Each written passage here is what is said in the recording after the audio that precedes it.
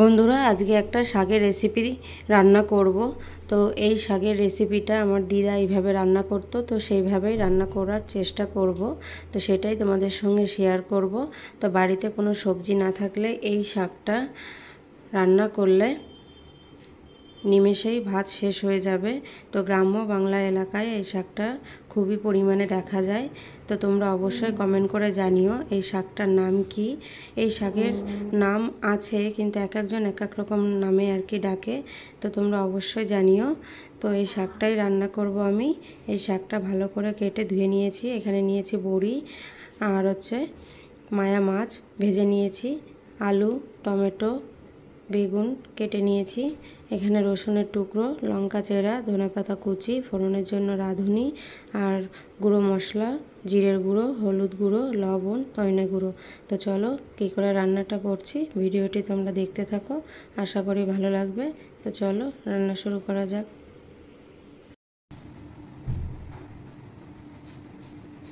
তো বন্ধুরা কড়াইতে তেল দিয়ে বসিয়ে দিয়েছিলাম, তেল গরম হয়ে গেছে। এবার দিয়ে দেবো ফোড়ন। রান্নাটা শুরু করব। ফোড়ন দিয়ে দেবো রসুনের টুকরো,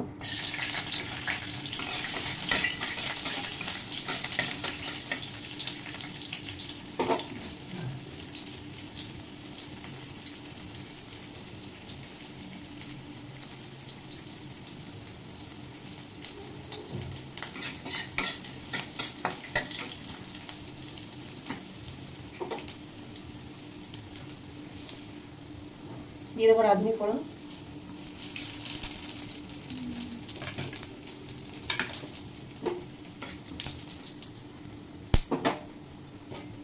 দিয়ে দেবো সবজি,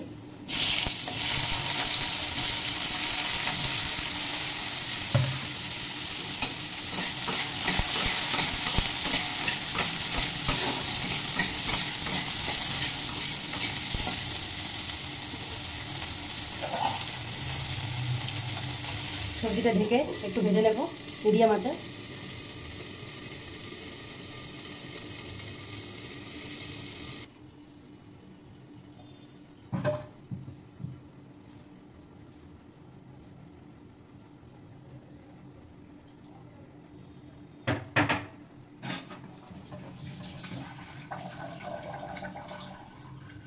তো বন্ধুরা কিছুক্ষণ ঢেকে ভেজে নিলাম। এই দেখো বন্ধুরা কত সুন্দর ভাজা হয়ে গেছে এবং সবজিটা সেদ্ধ হয়ে গেছে।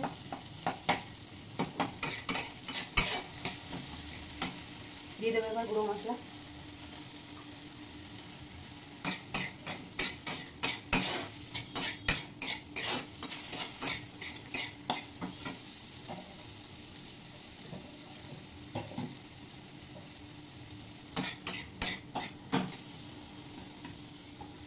দিয়ে দেবো সামান্য পরিমাণে জল,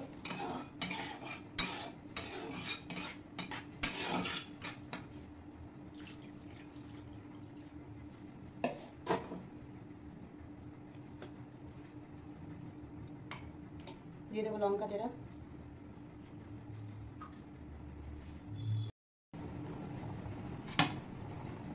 এই দেখো বন্ধুরা ছোটটা ফুটে উঠেছে। এবার এর মধ্যে দিয়ে দেবো শাক,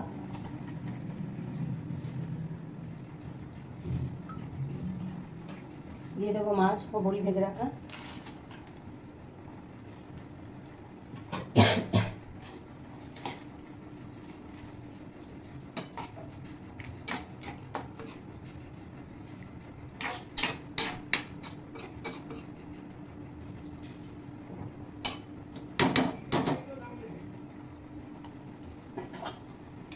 ঢেকে হতে দেবো কিছুক্ষণ।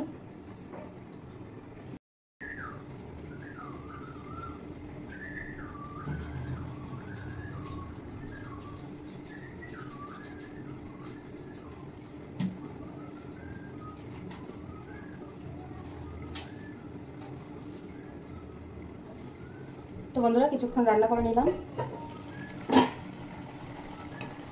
এই দেখো রান্নাটা পুরো হয়ে গেছে। এবার এর উপর দিয়ে ছড়িয়ে দেবো ধনেপাতা কুচি,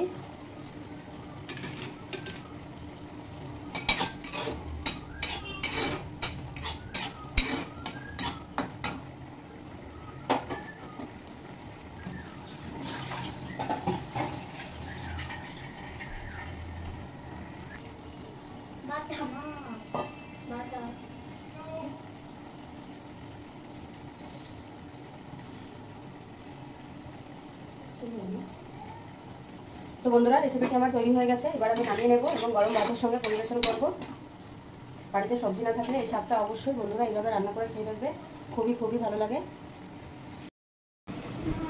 বন্ধুরা শাকের এই রেসিপিটি তৈরি হয়ে গেছে, তো আমি এখন গরম ভাতের সঙ্গে পরিবেশন করব। তো আমার এই রেসিপিটি কেমন লাগলো অবশ্যই কমেন্ট করে কমেন্ট বক্সে জানিও। ভালো লাগলে চ্যানেলটি সাবস্ক্রাইব করে পাশে থেকো, লাইক করো, শেয়ার করো।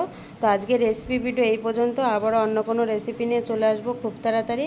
সুস্থ থেকো, সাবধানে থেকো, নমস্কার।